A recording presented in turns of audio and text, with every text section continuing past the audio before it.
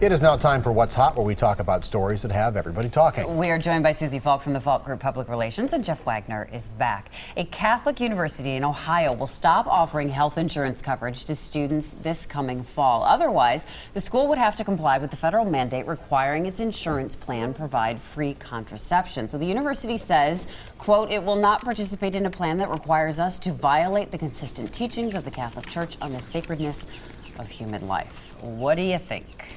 This is what you call unintended consequences. I mean, I think you're going to see this happen more and more, where you try to force these mandates on, regardless of how you feel about the issue. I mean, the church has a very strong feeling. You've got the government trying to force this on them, and they're responding. And I think more people are going to do this, and it's unfortunate.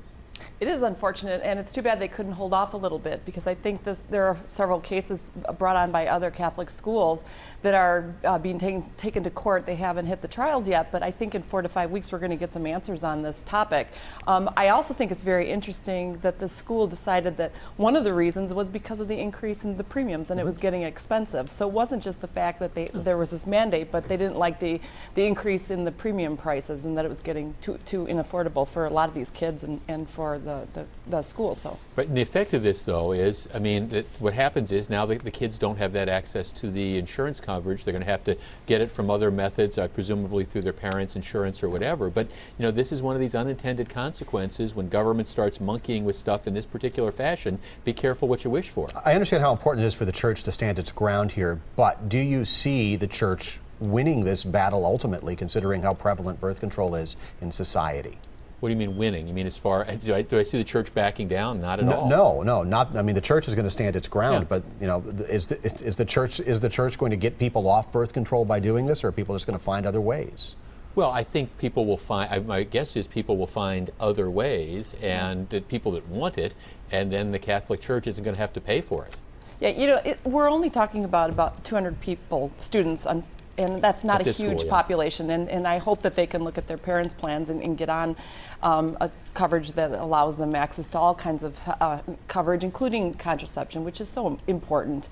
It's important to note, too, that the school didn't have to pay for the contraception coverage. That goes back to the insurance companies to have to directly pay for that. That is in Obamacare, that the Catholic schools don't have to pay for that contraception. So.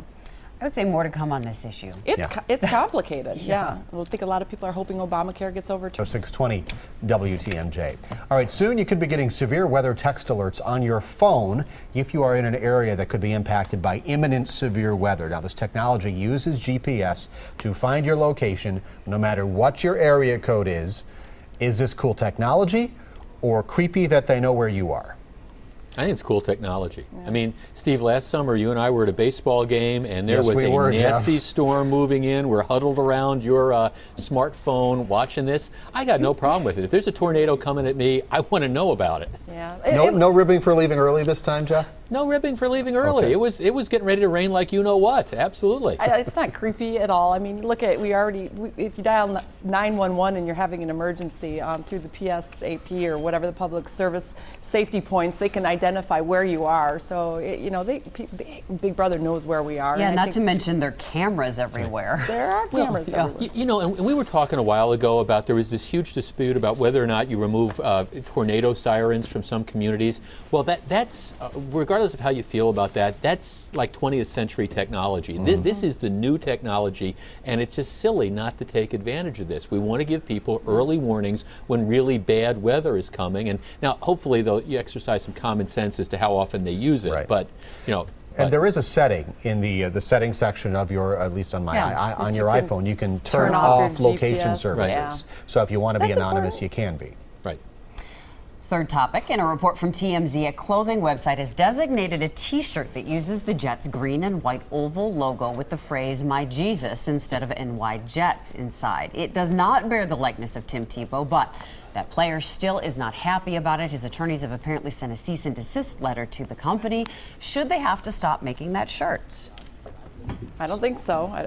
How does this relate to Tebow? He doesn't own God or Jesus. I don't understand why that suit or why that cease and desist order happened. It seems ridiculous. Well, yeah, I'm kind of with you. Now, if anybody has a beef, maybe it's the New York Jets, or maybe it's the NFL if they're trying to copy their logo. Right, and I'm not saying they do or don't, but to the extent there's a beef, that seems to me that's it, not Tim Tebow, because, you know, I happen to be a fan of Tim Tebow, but you're right, Susie. I don't think, you know, you have an exclusive right to your particular, to say that he's got a relationship with God that's different than any of the rest of us have. Right, and he needs to ask, what would Jesus do? And I don't think Jesus would do this.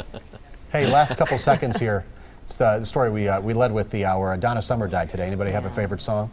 Oh, who left the cake out in the rain? You know, I heard that one on the way over here. Really? And that, you know, maybe not my favorite, but it's the one that I remember her most by as a young girl. Jeff, It's Raining Men's your favorite, right? Save the Last Dance? Last Dance, yeah. Last Dance, yeah, that's the one. I mean, I remember, I mean, I was a child of the disco age, you know, leisure suits and all that other stuff, so. I was a baby then. Hot stuff here. What can you say? You or you like the song? I like the song. Hot Okay, stuff, just all right. need a clarification. Courtney? I said Last Dance. Last Dance. Yeah, I think Last that's mine. Dance. All right, well, bonus. We'll miss her. Bonus topic today. Thanks, everybody. She left us too early. Hey, check out her movie. Let's see. Thank God It's Friday. That's a great movie. Disco movie. Super disco movie. All right. Jeff Wagner, Disco King. Never We'll take knew a quick he knew all break, that. and we will be right